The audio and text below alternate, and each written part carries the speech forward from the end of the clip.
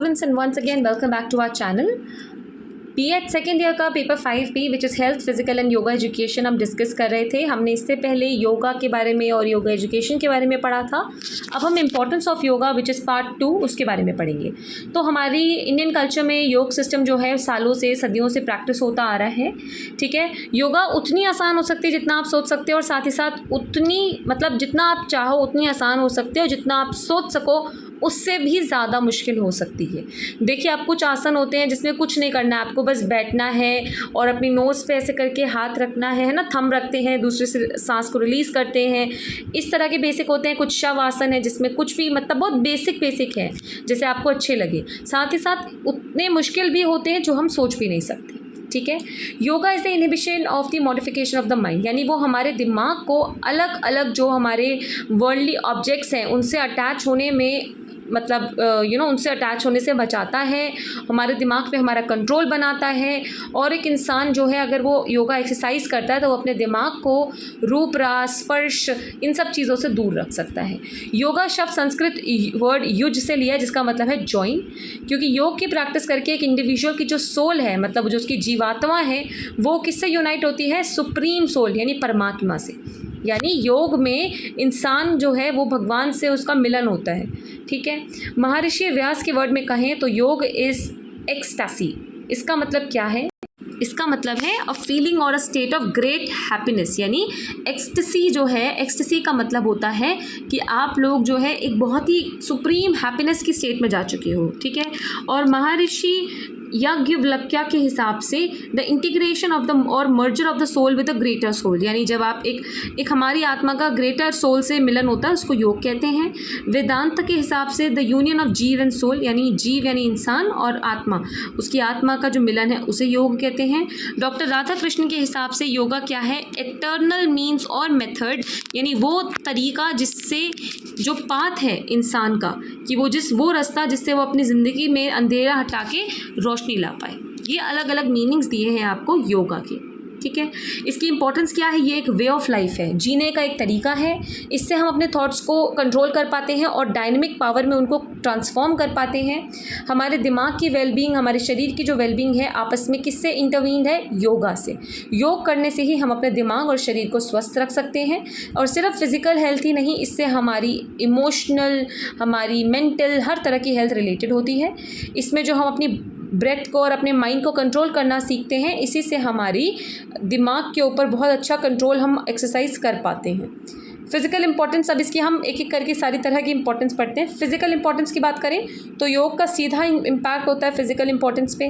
जिस तरह आप अपने आप को योग में स्ट्रेच करते हैं तो हमारी जो स्केलेटन है, मसल आपकी हो गई, पेल्विस में, चेस्ट में, नेक में, सब स्ट्रेंथन हो जाती है, सब में थोड़ी ताकत आ जाती है। योगा से हमारे इंटरनल ऑर्गन्स भी अच्छे से उनकी शेप और उनका जो प्रॉपर फंक्शन है वो रिस्टोर हो जाता है, क्योंकि हम अपने बॉडी के हर एक सेल को कॉन्ट्रैक्ट और रिलैक्स होने का अपॉर्चुनिटी देते हैं।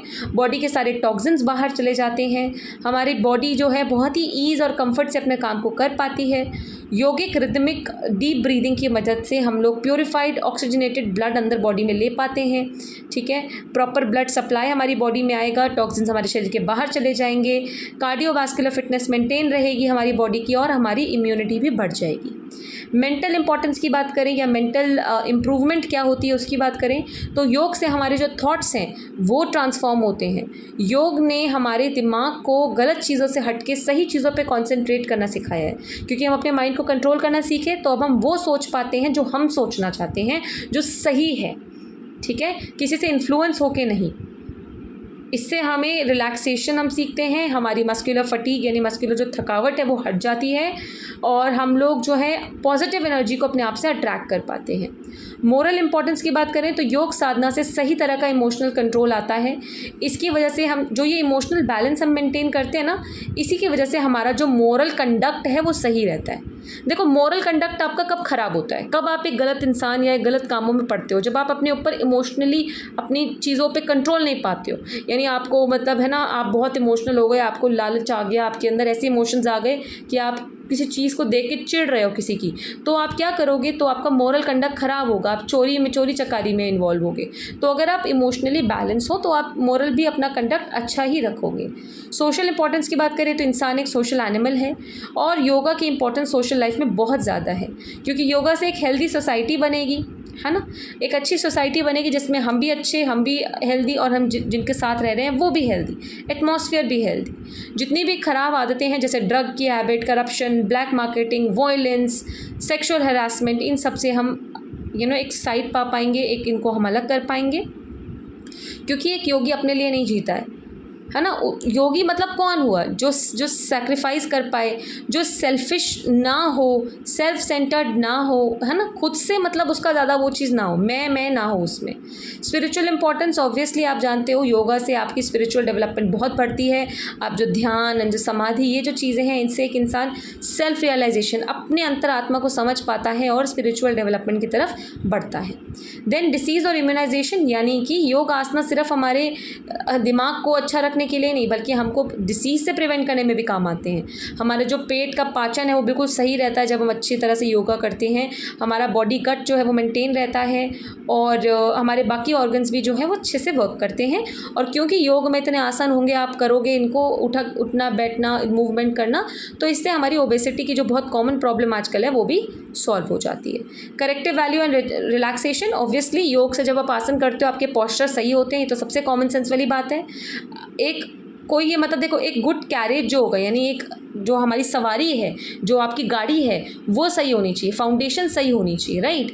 तो अगर आपका पॉस्चर ही ख़राब है, आप अंदर से कितने भी हेल्दी हो, कितना भी अच्छा खाना खा लो, लेकिन आप झुक झुक के चल रहे हो, तो क्या आपको कोई हेल्दी मानेगा? नहीं, है ना। तो इसीलिए ऑब्वियसली आपको जो योग है वो इसमें भी हेल्प करता है। Then character makes you beautiful, obviously yoga हमारा कैरेक्टर बनाता है और वही कैरेक्टर हमको ब्यूटीफुल बनाता है। वो सुंदरता हम किसी भी कॉस्मेटिक चीज़ों से नहीं ला सकते, क्योंकि ये हमारी अंदर से जो सुंदरता है उसकी बात हो रही है। That is all for this. जितनी भी तरह की इंपॉर्टेंस मैंने बताई है आपको योगा की, आपको सब पता होनी चाहिए। अब भर के नहीं भी लिख पाओ तो भी आइडिया होना चाहिए कि लिखना क्या है। आई होप आपको समझ में आ गया होगा। So thank you for watching and keep learning.